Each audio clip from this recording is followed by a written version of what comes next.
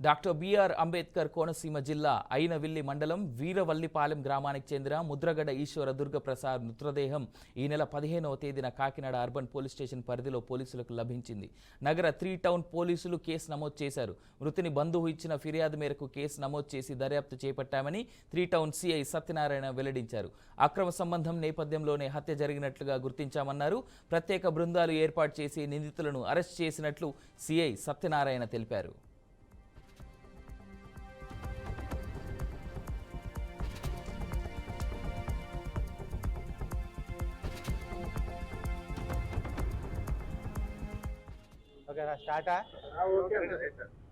Kakinada 3 town police station పరిధిలో ఈ నెల 15వ తారీఖున బాలాజీ చెరువు సెంటర్ దగ్గరలో ఉన్న కాస్మోపాలిటన్ క్లబ్ బ్యాక్ సైడ్ ఉన్న ఇంట్లో ఒక డెడ్ బాడీ ఉన్నదనే సమాచారం మీద అక్కడికి వెళ్ళడం జరిగింది.